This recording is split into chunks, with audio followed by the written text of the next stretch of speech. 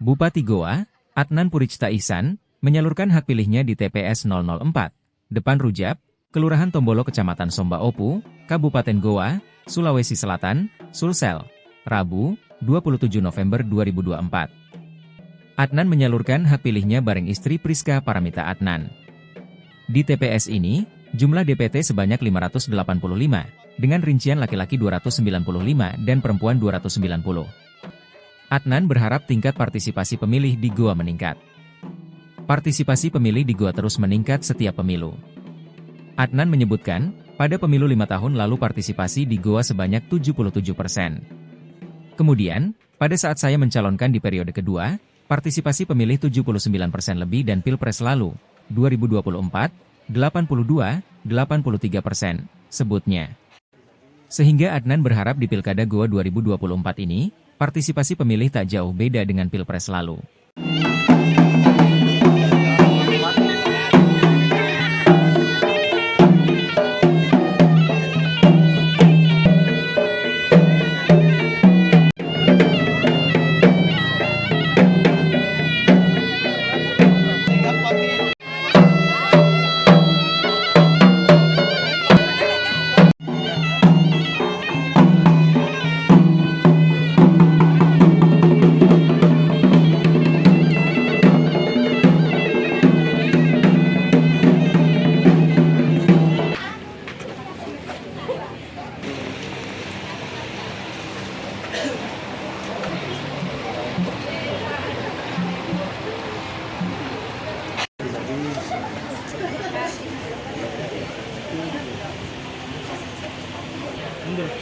Tiga, sekali lagi 1, 2, 3.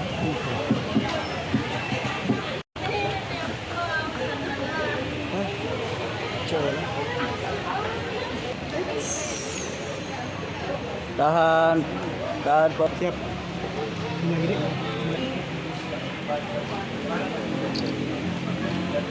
Oke. Tunggu yang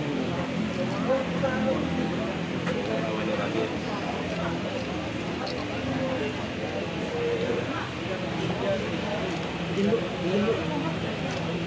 Siap. Coba. 1, 2, 3. Risiko itu Pak. 1, 2, 3. Kocok. Siap. Pagi sampai dengan jam segini sudah sangat baik, sehingga kita berharap tingkat partisipasi pemilih di Kabupaten Goa itu terus mengalami peningkatan.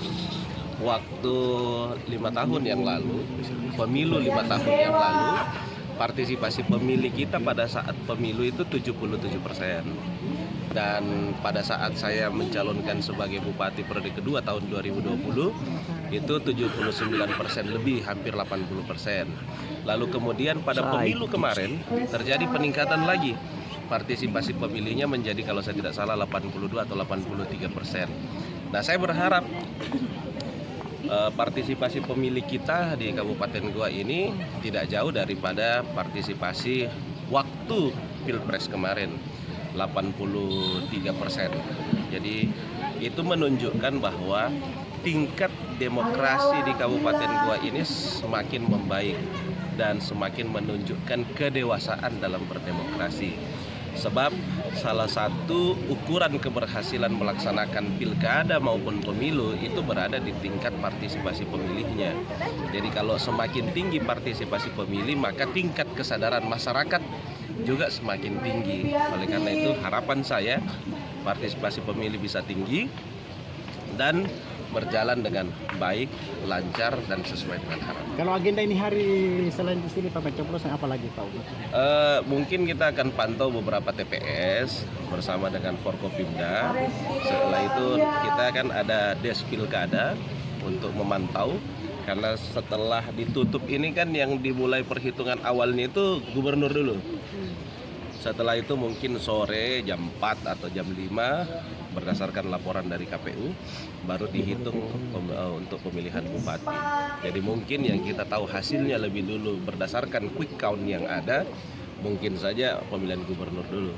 Setelah itu baru bupati. Izin Pak Bupati terkait himbauan ke masyarakat untuk melihat bagaimanapun hasilnya sebentar. Ya, terima. harapan saya kan kita lihat sekarang di TPS, orang semuanya bisa melakukan pengawasan.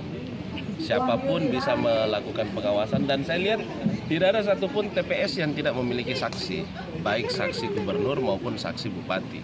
Oleh karena itu, kalau ada isu-isu yang mengatakan bahwa akan terjadi kecurangan di TPS, saya pikir kecil kemungkinan yang ada ya. Karena saya yakin dan percaya juga pada saat nanti dilakukan perhitungan, orang semua kan secara bebas melihatnya. Dan sekarang kan juga zamannya media sosial, begitu selesai hasil bisa langsung difoto, bisa disebar kemana-mana. Jadi saya pikir untuk kecurangan-kecurangan itu sulitlah untuk bisa dilakukan sekarang, kecuali dia bisa mensulap, kira-kira begitu ya. Nah, tetapi dengan pengawasan dan transparansi yang dilakukan, saya yakin itu bisa diminimalisir, bahkan mungkin tidak terjadi di wilayah kita. Oleh karena itu, apapun hasilnya, ini adalah pesta demokrasi yang tiap 5 tahun kita laksanakan.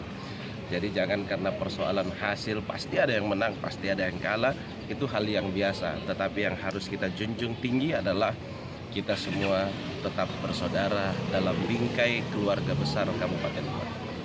Download Tribun X sekarang, menghadirkan lokal menjadi Indonesia.